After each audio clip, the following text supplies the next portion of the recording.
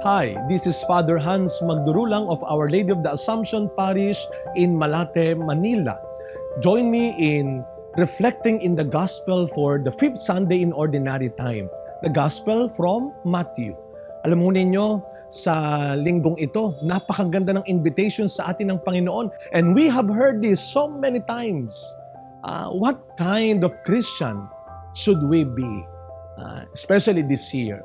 Napakaikli lang ho ng imbitasyon ni Kristo. Dalawang mahalagang larawan ng pagiging Kristiyano. To become salt of the earth and light of the world. No? Salt of the earth and light of the world. Ano ho ba itong binibigay ng asin at ng ilaw? Ano ba ang binibigay nilang biyaya sa buhay natin? Of course, panlasa at gabay. Panlasa is yung ano ba yung nagbibigay sa atin ng gana? Kapag malasa ang pagkain, ginaganahan tayong kumain. No? Kapag malasa ang pagkain na inihahain, abay napaparami tayo. No? Kaya mabuhay ang mga nagluluto at naghahain para sa atin. No? Mabuhay, salamat sa inyong paghahain ng mabuti. Naalala ko lang there was an incident na dati meron kaming tagapagluto nun sa dati kong simbahan. Abay sabi namin, parang wala hong lasa. Ang sabi sa amin kayo na po ang baharang magtimpla. Nako po, sabi ng aking parish priest, ikaw talaga, kaya nga ikaw pinagluto para may lasa kaming matikman. No? Pero pag malasa, may gana. Ano naman ang binibigay ng liwanag? Gabay. Gabay. Ika nga kaka-celebrate lang ho natin, no? Yung tinatawag nating Candelaria, itong nagdaang araw ho. The gift of light. Ito'y nagbibigay ng gabay sa atin. Napakahirap kumilos pag walang ilaw. Napakahirap kumilos kung wala tayong makita.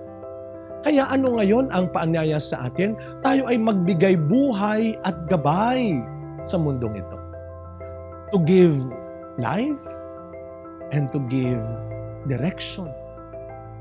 Hindi lang po tayo naghahanap ng buhay. Nagbibigay buhay din dapat ang ating pagkatao. At hindi lang tayo naghahanap ng liwanag, dapat nagliliwanag din tayo. Nagbibigay ng gabay sa ibang tao. You know, I just started last year my devotion to my new friend Saint Charbel Makhlouf. Isa ho siyang Lebanese monk. Nakilala ho, hindi dahil marami siyang naisulat na libro. Hindi dahil napakarami niyang naging lectures sa inaimbitahang magbigay ng talk. Hindi ho. Literal na mundok po siya. Nabuhay siya sa bundok. Pero isang napakalaking himala. At doon po mas marami ang na-attract sa kanyang kabanalan. Dahil nung siya ay nalibing, from the mountain, nakita ng mga tao na may liwanag na nagmumula sa bundok. At nung kanilang tinignan, nagmumula sa libingan ni Saint Charbel. At saan nagmula ang liwanag na yon? Nung kahit na siya ay namatay, sa kanyang kabanalang iniwan sa mundong ito. Kaya mga kapatid, this Sunday, we are all invited also to become like Saint Charbel.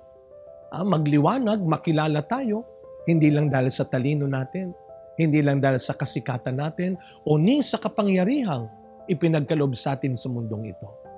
At the end of our life, tayo ay hahatulan ng Diyos.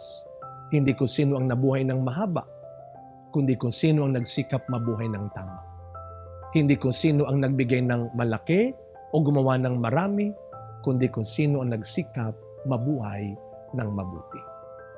As we continue our life, let us try our best na magliwanag sa kabutihan ng buhay at pagkatao natin. I am again Father Hans Magdurulang of the Our Lady of the Assumption Parish, Malate, Manila. Let us continue to journey with Mary, reminding us that the family that prays together stays together.